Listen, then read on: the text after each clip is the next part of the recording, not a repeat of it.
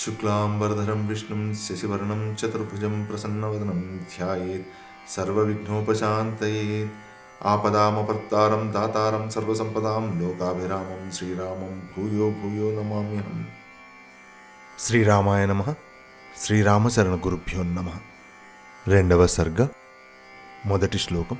ససాగరమనాదృశ్యమతిక్రమ్య మహాబలః త్రికూటశిఖరే లంకాం స్థితాం స్వస్థో దధర్సః. మహాబలవంతుడైన హనుమంతుడు చూడడానికి దగ్గరికి చేరడానికే భయం వేసే ఆ మహాసముద్రాన్ని దాటడమే కాకుండా అవతలి ఒడ్డున ఉన్న త్రికూట పర్వత శిఖరం మీద ఉన్న ఆ లంకా నగరాన్ని చూశారు. రెండవ శ్లోకం. తతః పాదపముక్తేన పుష్పవర్షేణ వీర్యవాన్ అభివృష్టస్థితస్తత్ర బభౌ పుష్పమయో యథా. అంతటా త్రికూట పర్వతం మీద ఉన్న చెట్లు ఆంజనేయునిపై వర్షంలా పువ్వులు కురిపించాయి.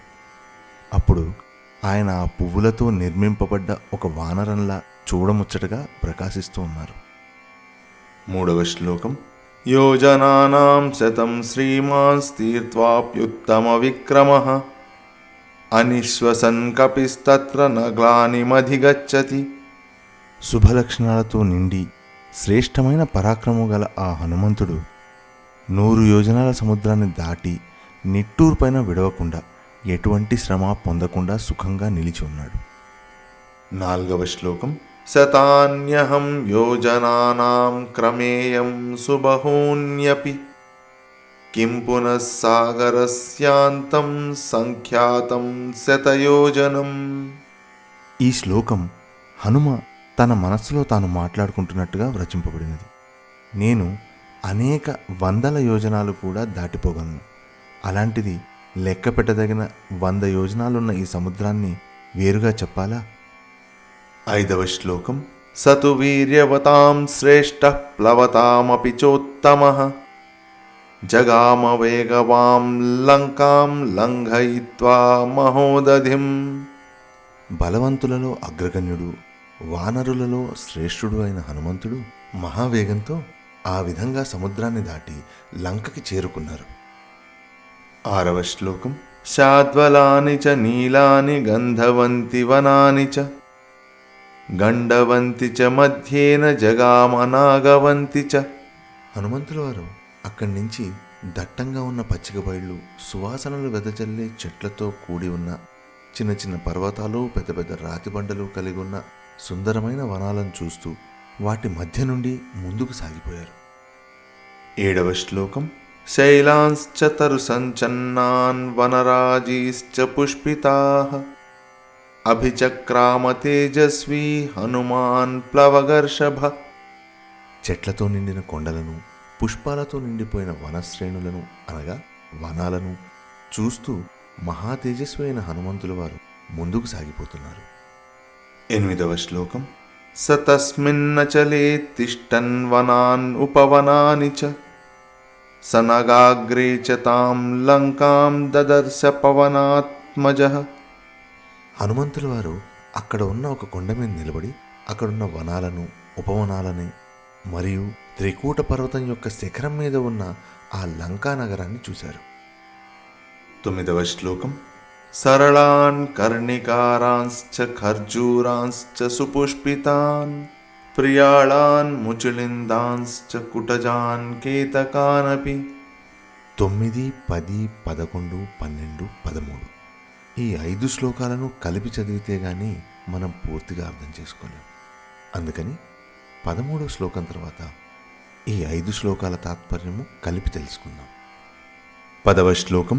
ప్రియంగూన్ గంధపూర్ణాంశ్చ నీపాన్ సప్తఛదాంస్తథా అసనాన్ కోవిదారాంశ్చ కవీరాంశ్చ పుష్పితాన్. 11వ శ్లోకం. పుష్పభార నిబద్ధాంశ్చ తథా ముకుళితానపి పాదపాన్ విహగాకీర్ణాన్ పవనాద్ధూతమస్తకాన్. 12వ శ్లోకం. హంసకాండవాకీర్ణావాపి పద్మోత్పలాయుతాః ఆక్రీడాన్ వివిధాన్ రమ్యాన్ వివిధాంశ్చ జలాశయాన్. 13వ శ్లోకం. సంతతాన్ వివిధైర్వృక్షైః సర్వర్తుఫలపుష్పితైః ఉద్యానాని చ రమ్యాణి దదర్శ కపికుంజరః. 9, 10, 11, 12, 13 ఈ 5 శ్లోకాలను కలిపి చదివితే గానీ మనం పూర్తిగా అర్థం చేసుకోలేం. అందుకని ఈ 5 శ్లోకాల తాత్పర్యము కలిపి తెలుసుకుందాం. ఈ 5 శ్లోకాల్లోనూ అక్కడ హనుమంతుల వారు చూసిన ఆ వనాల యొక్క అందాలను, వాటి వివరణలను వర్ణించే ప్రయత్నం చేశారు కవి వాల్మీకి మహర్షి గారు. అప్పుడు ఆ హనుమ అక్కడ ఉన్న దేవదారు వృక్షాలను, కొండగోగు చెట్లను, చక్కగా పుష్పించిన ఖర్జూరాలను, మోరటి చెట్లను, పెద్ద నారింజ చెట్లను, గిరిమల్లికలను, మొగలి పొదలను, పిప్పలి చెట్లను, గొప్ప పరిమళంతో కూడిన కడిమి చెట్లను, ఏడాకుల అరటి చెట్లను, వేగిస చెట్లను, కాంచన వృక్షములను, పూచి ఉన్న గన్నేరు వృక్షాలను, అంతేకాకుండా పువ్వుల బరువుతో వంగిపోయిన కొమ్మలు, మొగ్గలు తొడిగి ఉన్న వృక్షాలు, పక్షులతో నిండినవి, గాలికి కదులుతున్న కొనకొమ్మలు కలిగిన మరికొన్ని వృక్షాలు కనిపించాయి. అలాగే హంసలతోనూ, తామర పువ్వులతోనూ, కలువ పువ్వులతోనూ కలకల్లాడుతున్న దిగుడు బావులు, అందమైన పర్వతాలు, ఎన్నో విధాలైన సరస్సులు, అన్ని ఋతువులలోనూ పండ్లతోనూ పూలతోనూ నిండిన చెట్లు కలిగి ఎంతో ఆనందాన్ని, ఉల్లాసాన్ని కలిగించే ఉద్యానవనాలని హనుమంతుల వారు చూశారు. 14వ శ్లోకం. సమాసాద్య చ లక్ష్మీవాన్ లంకాం రావణపాలితాం పరికాభిః సపద్మాభిః సోత్పలాభిరలంకృతాం. 14, 15, 16, 17, 18 ఈ 5 శ్లోకాలను కలిపి చదివితే గానీ మనకి పూర్తిగా అర్థం కాదు. అందుకని 18వ శ్లోకం తర్వాత ఈ 5 శ్లోకాల తాత్పర్యము కలిపి తెలుసుకుందాం. 15వ శ్లోకం. సీతాపహరణార్థేన రావణేన సురక్షితాం సమంతాద్విచరద్భిశ్చ రాక్షసైరుగ్రధన్విభిః. 16వ శ్లోకం. కాంచనేనావృతాం రమ్యాం ప్రాకారేణ మహాపురీం గృహైశ్చ గ్రహసంకాశైః శారదాంబుదసన్నిభైః. 17వ శ్లోకం. పాండురాభిః ప్రతోళీభిరుచ్చాభిరభిసంవృతాం అట్టాలకశతాకీర్ణాం పతాకాధ్వజమాలినీం. 18వ శ్లోకం. తోరణైః కాంచనైర్దివ్యైర్లతాపంక్తివిచిత్రితైః దదర్శ లంకాం హనుమాన్ దివి దేవపురీమివ.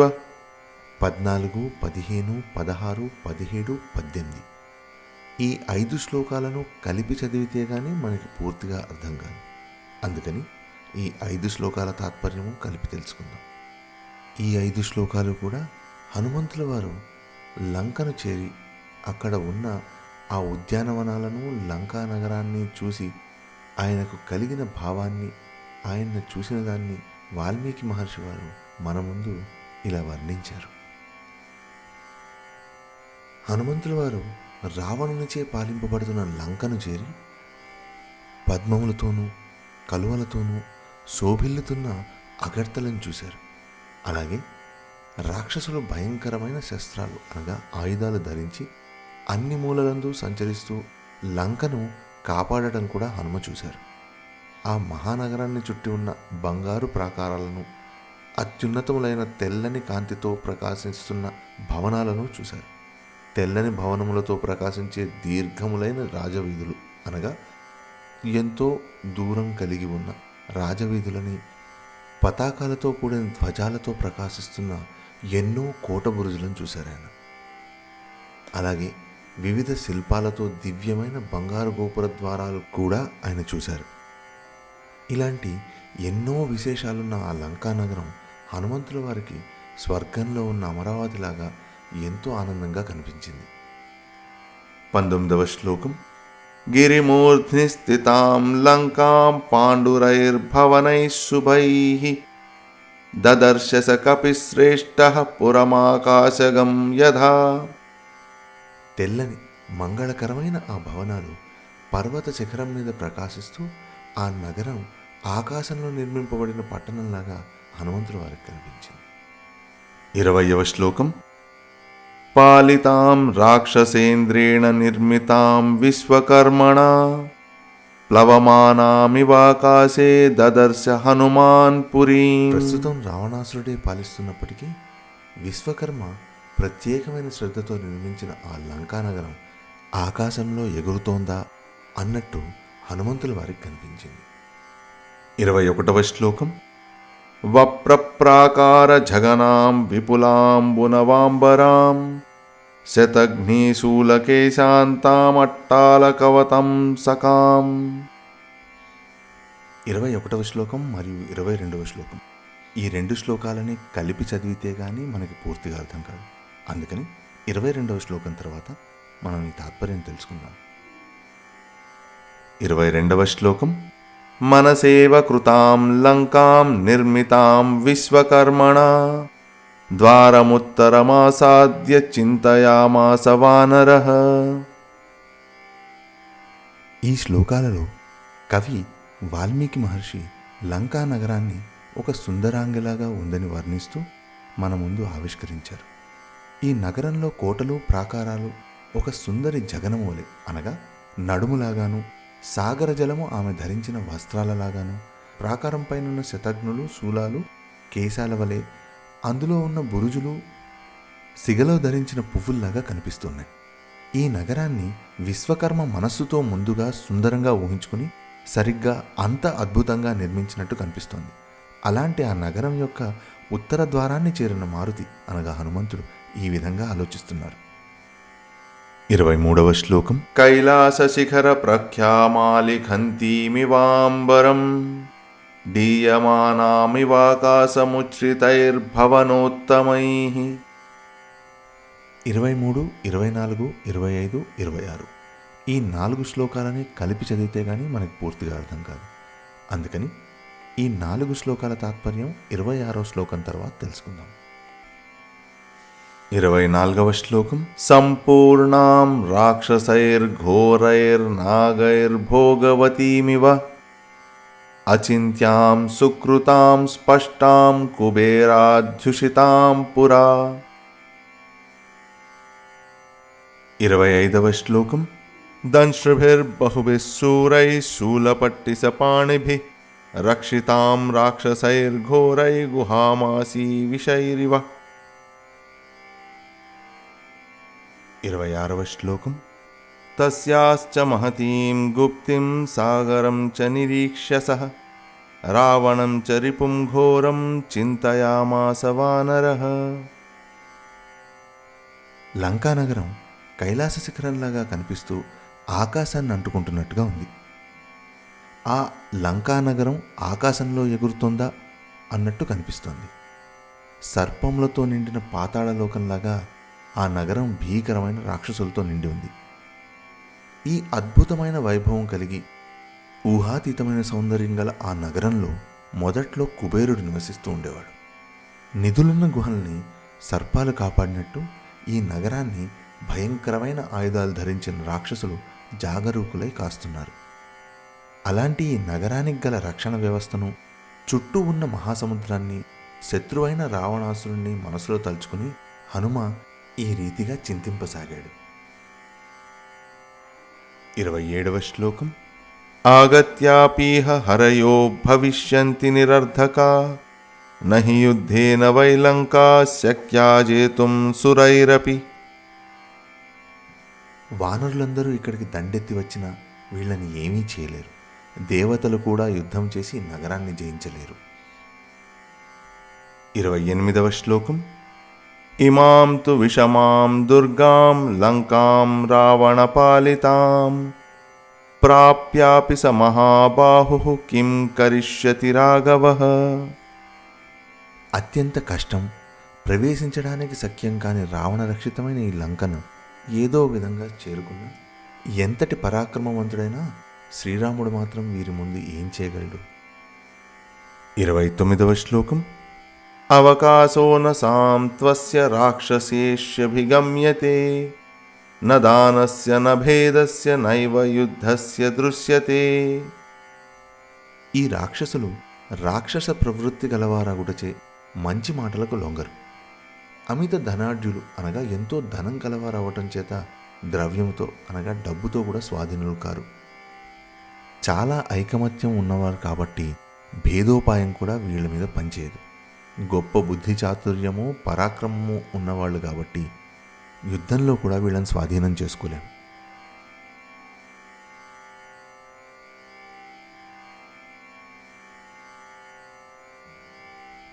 30వ శ్లోకం. చతుర్నామేవ హి గతిర్వానరాణాం మహాత్మనాం వాలిపుత్రస్య నీలస్య మమరాజ్ఞశ్చ ధీమతః. మహాబలవంతులైన మా వానరులలో వాలిపుత్రుడైన అంగదుడు, నీలుడు, మా మహారాజు సుగ్రీవుడు, నేను ఈ నలుగురు మాత్రమే ఈ లంకను చేరుకోగలం. 31వ శ్లోకం. యావజ్జానామి వైదేహీం యది జీవతి వా నవా తత్రైవ చింతయిష్యామి దృష్ట్వా తాం జనకాత్మజాం. సీతమ్మ ప్రాణాలతో ఉందో లేదో నేను ముందు తెలుసుకుంటాను. ఆ అమ్మని కళ్ళారా చూసిన తర్వాతే నా భావి కృత్యం అనగా భవిష్యత్తులో ఏం చెయ్యాలి అనే దాని గురించి ఆలోచిస్తాను. 32వ శ్లోకం. తతస్స చింతయామాస ముహూర్తం కపికుంజరః గిరిశృంగే స్థితస్తస్మిన్ రామస్యాభ్యుదయే రతః. రామకార్య నిరతుడైన ఆ హనుమంతుడు అప్పుడు పర్వత శిఖరం మీద ఒక ముహూర్తం కాలం నిలబడి ఇలా ఆలోచించారు. 33వ శ్లోకం. అనేన రూపేణ మయా న శక్యా రక్షసాం పురీ ప్రవేష్టుం రాక్షసైర్గుప్తా క్రూరైర్బలసమన్వితైః. క్రూరులు ఎంతో బలంగల రాక్షసులు ఈ లంకా నగరాన్ని అప్రమత్తులై కాస్తున్నారు. అలాగే ఈ రూపంతో ఈ లంకా నగరాన్ని ప్రవేశించడం సాధ్యం కాదు. 34వ శ్లోకం. ఉగ్రౌజసో మహావీర్యా బలవంతశ్చ రాక్షసాః వంచనీయా మయా సర్వే జానకీం పరిమార్గతా. ఈ దానవులు మహాతేజము అలాగే దర్పము అనగా గర్వము కలిగి ఉన్నవారు. బలపరాక్రమ సంపన్నులు కూడా.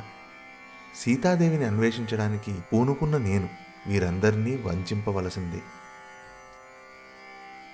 35వ శ్లోకం.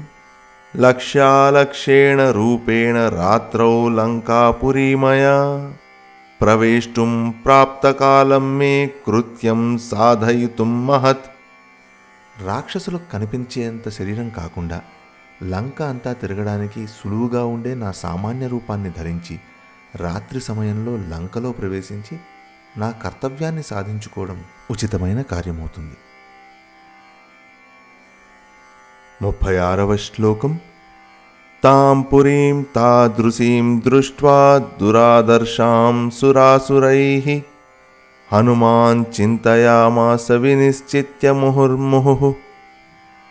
దేవదానవులు కూడా కన్నెత్తి చూడ్డానికి వీలుగానే ఆ లంకా నగరాన్ని చూసి తన కర్తవ్యాన్ని గురించి నిర్ణయించుకున్నవాడైన హనుమంతుడు మళ్ళీ మళ్ళీ ఇలా ఆలోచింపసాగెను. 37వ శ్లోకం.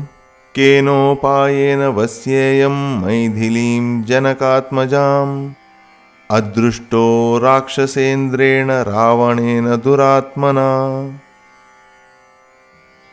దుర్మార్గుడైన రావణాసురుడి కంటపడకుండా జానకమ్మను కనుగొనడానికి నాకున్న ఉపాయం ఏంటి? 38వ శ్లోకం. న వినశ్యేత్ కథం కార్యం రామస్య విదితాత్మనః ఏకామేకశ్చ పశ్యేయం రహితే జనకాత్మజాం. మహాత్ముడైన శ్రీరాముడి కార్యానికి ఎలాంటి భంగమూ కలగకుండా నెరవేర్చడం ఎలా? ఒంటరిగా ఎవ్వరూ చూడకుండా నేను జానకమ్మని ఎలా కలవగలను? 39వ శ్లోకం. భూతాశ్చార్థా విపద్యంతే దేశకాల విరోధితాః విక్లబం దూతమాసాద్య తమ సూర్యోదయే యథా. యుక్తాయుక్త వివేకం లేని ఒక దూత ఏదైనా ఒక కార్యక్రమాన్ని చేయాలని మొదలు పెడితే దేశకాల విరోధాల కారణంగా పూర్వం చక్కగా జరిగిన కార్యక్రమాలు కూడా పాడైపోతాయి. అది ఎలాగంటే చీకట్లు ఎలాగైతే సూర్యోదయ సమయానికి నశించిపోతాయో అలా పూర్వం చేసిన కార్యక్రమాలు కూడా పాడైపోతాయి. 40వ శ్లోకం. అర్ధానర్ధాంతరే బుద్ధిర్నిశ్చితాపి న శోభతే ఘాతయంతి హి కార్యాణి దూతాః పండితమానినః. తామే పండితులని, పాండిత్యం ఉన్నవాళ్ళని అహంకారంతో ప్రవర్తించే దూతలు తమ ప్రభువుల కార్యాన్ని భగ్నం చేస్తారు. రాజుల చేతను, మంత్రుల చేతను చక్కగా నిర్ణయింపబడిన ఆలోచనలు కూడా అలాంటి దూతల వలన నిష్ప్రయోజనములవుతాయి. 41వ శ్లోకం. న వినశ్యేత్ కథం కార్యం వైక్లభ్యం న కథం భవేత్ లంఘనం చ సముద్రస్య కథం న వృధా భవేత్. నాకు, శ్రీరాముడికి ఈ కార్యం చెడిపోకుండా ఎలా ముందుకు తీసుకెళ్ళాలి, అవివేకానికి లోను కాకుండా ఎలా ఈ కార్యాన్ని సాధించాలి, ఇంతవరకు సాధించిన సముద్రలంఘనం అనే ఘనకార్యం నిష్ప్రయోజనం కాకుండా సఫలం ఎలా చేయాలి. 42వ శ్లోకం. మయి దృష్టేతు రక్షోభిర్రామస్య విదితాత్మనః భవేద్వ్యర్థమిదం కార్యం రావణానర్థమిచ్చతః. నన్ను గాని రాక్షసులు చూసినట్టయితే రావణ వధను పూనిన శ్రీరామచంద్రుడి కార్యం అంతా వ్యర్థమైపోతుంది కదా. 43వ శ్లోకం. నహి శక్యం క్వచిత్ సాతుమా విజ్ఞాతేన రాక్షసైః అపి రాక్షసరూపేణ కిముత్తాన్యేన కేనచిత్. రాక్షసులకు తెలియకుండా ఈ లంకలో ఎక్కడ నిలబడ్డం కూడా సాధ్యం కాదు. రాక్షస రూపం ధరించినా కూడా వీళ్ళని వంచడం అంత సులువు కాదు, సాధ్యము కాదు. ఇంకా ఇతర రూపాల్లో అయితే చెప్పాల్సిన పని లేదు. 44వ శ్లోకం. వాయురప్యత్ర నాజ్ఞాతశ్చరేదితి మతిర్మమ నహ్యస్త్య విదితం కించిద్ రాక్షసానాం బలీయసాం. ఈ లంకలో రాక్షసులకు తెలియకుండా చరించడం అంటే సంచరించడం గాలికి కూడా అంత సాధ్యం కాదని నా అభిప్రాయం. బలవంతులైన ఈ రాక్షసులకు తెలియని విషయం అంటూ ఏమీ లేదు. 45వ శ్లోకం. ఇహాహం యది తిష్టామి స్వేన రూపేణ సంవృతః వినాశముపయాస్యామి భర్తురర్థశ్చ హీయతే. నేను నా రూపంతో ఈ సమయంలో ఇక్కడే ఉన్నచో తప్పకుండా వినాశాన్ని పొందుతాను. అంతేకాకుండా నా ప్రభువు కార్యము కూడా భగ్నమవుతుంది. 46వ శ్లోకం. తదహం స్వేన రూపేణ రజన్యాం హ్రస్వతాం గతః లంకామభిపతిష్యామి రాఘవస్యార్థసిద్ధయే. అందువలన ఈ రాత్రి సమయమందు చిన్నదైన వానర రూపాన్ని ధరించి శ్రీరాముని కార్యాన్ని సాధించడానికై లంకలో ప్రవేశిస్తాను. 47వ శ్లోకం. రావణస్య పురీం రాత్రౌ ప్రవిశ్య సుదురాసదాం విచిన్వన్ భవనం సర్వం ద్రక్ష్యామి జనకాత్మజాం. ఇతరులెవరూ ప్రవేశించలేని రావణాసురుడి నగరాన్ని నేను రాత్రికాలంలో ప్రవేశించి అందులో ఉన్న సకల భవనాలని వెదికి జానకమ్మని దర్శించుకుంటాను. 48వ శ్లోకం. ఇతి సంచింత్య హనుమాన్ సూర్యస్యాస్తమయం కపిః ఆచకాంక్షే తదా వీరో వైదేహ్య దర్శనోత్సుకః. హనుమంతుడిలా ఆలోచించి సీతమ్మవారి దర్శనాన్ని కోరుకుంటూ సూర్యాస్తమయ సమయం కోసం ఎదురు చూస్తూ ఉన్నారు. 49వ శ్లోకం. సూర్యే చాస్తం గతే రాత్రౌ దేహం సంక్షిప్య మారుతిః వృషదంశకమాత్రః సన్ బభూవాద్భుత దర్శనః. సూర్యుడు అస్తమించగానే హనుమంతుడు ఆ రాత్రి సమయంలో తన శరీరాన్ని సూక్ష్మంగా చేసి మార్జాలమంతా అనగా ఒక పిల్లి అంత రూపం గలవాడై అద్భుతమైన దృష్టితో అక్కడ నిల్చుని ఉన్నారు. 50వ శ్లోకం. ప్రదోషకాలే హనుమాన్ తూర్ణముత్ప్లుత్య వీర్యవాన్ ప్రవివేశపురీం రమ్యాం సువిభక్త మహాపధాం. మహావీరుడైన హనుమంతుడు ప్రదోష కాలంలో చక్కగా తీర్చిదిద్దబడిన రాజమార్గాలు గల సుందరమైన లంకా నగరంలో ప్రవేశించేందుకు ముందుకు లంఘించాడు. 51వ శ్లోకం. ప్రసాదమాలా వితతాం స్తంభైః కాంచన రాజతైః శాంతకుంభమయైర్జాలైః గంధర్వనగరోపమాం. ఆ నగరంలో వరుసలు వరుసలుగా ఉన్న భవనాలు బంగారు స్తంభాలతోనూ బంగారు కిటికీలతోనూ ప్రకాశిస్తున్నాయి. ఆ నగరం ఎలా ఉందంటే ఒక గంధర్వ నగరంలాగా ఎంతో ఆశ్చర్యకరంగా కనిపిస్తోంది. 52వ శ్లోకం. సప్తభౌమాష్టభౌమైశ్చ సదదర్శ మహాపురీం తలైః స్ఫాటిక సంకీర్ణైః కార్తస్వర విభూషితైః. ఆ మహానగరంలో 8 అంతస్తులు గల మేడలున్నాయి. అందులో నేలలు గోడలు స్ఫటికమణులతోనూ బంగారంతోనూ నిర్మింపబడి ఎంతో మనోహరంగా వెలుగుతున్నాయి. 53వ శ్లోకం. వైడూర్యమణిచిత్రైశ్చ ముక్తాజాల విభూషితైః తలైః సుశిభిరేతాని భవనాన్యత్ర రక్షసాం. ఆ నగరంలో రాక్షసులు నివసించే ఆ భవనాల నేలలు గోడలు అన్నీ కూడా వైడూర్యాలు మణులు పొదగబడి ముత్యాల హారాలతో అలంకరింపబడి ప్రకాశిస్తున్నాయి. 54వ శ్లోకం. కాంచనాని చ చిత్రాణి తోరణాని చ రక్షసాం లంకాముద్యోతయామాసు సర్వతః సమలంకృతాం. అక్కడ ఎంతో చక్కగా అలంకరింపబడిన ఆ లంకా నగరంలో చిత్రమైన బంగారు భవన ద్వారాలు చాలా ప్రకాశిస్తున్నాయి. 55వ శ్లోకం. అచింత్యామద్భుతాకారాం దృష్ట్వా లంకాం మహాకపిః ఆసీద్విషణ్ణో హృష్టశ్చ వైదేహ్యా దర్శనోత్సుకః. సీతమ్మవారి దర్శనాన్ని కోరుకుంటున్న ఆ హనుమంతుడు ఊహాతీతమైన ఆ లంకా నగర నిర్మాణాన్ని చూసి అందులో ప్రవేశించడం అసాధ్యము అనిపించి ఒక క్షణకాలం పాటు విషాదాన్ని పొందాడు. అంతేకాకుండా ఆ నగరం యొక్క అద్భుత సౌందర్యాన్ని చూసి సంతోషించాడు. 56వ శ్లోకం. స పాండురోద్విద్ధ విమానమాలినీం మహార్హజాంబూనదజాలతోరణాం యశస్వినీం రావణబాహుపాలితాం క్షపాచరైర్భీమబలైః సమావృతాం. ఆ నగరంలో తెల్లని 7 అంతస్తుల మేడలు ఎన్నో వరుసలు తీరి ఉన్నాయి. అందులో బంగారు నిర్మితమైన గవాక్షములు అనగా కిటికీలు భవన ద్వారాలు సుందరంగా కనిపిస్తున్నాయి. అలాంటి ఆ లంకా నగరాన్ని రావణాసురుడి భుజాలతో సంరక్షిస్తూ గొప్ప విఖ్యాతిని పొందాడు. ఆ నగరంలో మహాబలవంతులైన చాలామంది రాక్షసులు దాని చుట్టూ ఉండి కాపాడుతున్నారు. 57వ శ్లోకం.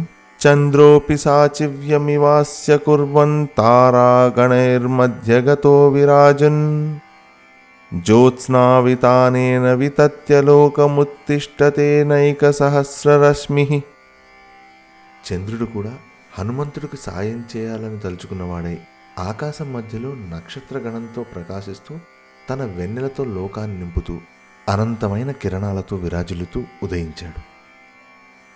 58వ శ్లోకం. శంఖప్రభం క్షీరమృణాలవర్ణముద్గచ్చమానం వ్యవభాసమానం దదర్శ చంద్రం సహరిప్రవీర పోప్లూయమానం సరసీవ హంసం. ఇత్యార్షే శ్రీమద్వాల్మీకి రామాయణే ఆదికావ్యే సుందరకాండే నిశానిరీక్షణం నామ 2వ సర్గః. స్వచ్ఛమైన తెల్లని కాంతితో వెలిగే శంఖము క్షీరము అనగా పాలు, మృణాలము అంటే తెల్లని కమలంలాగా స్వచ్ఛమైన తెల్లని కాంతితో క్రమంగా ఆకాశంలోకి వస్తున్న చంద్రుడు ఒక సరోవరంలో తేలియాడుతున్న హంసలాగా ఎంతో రమ్యంగా కనిపిస్తున్నాడు.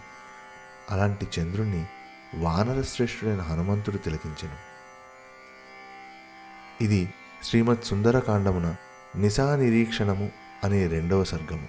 హరి ఓం తత్సత్.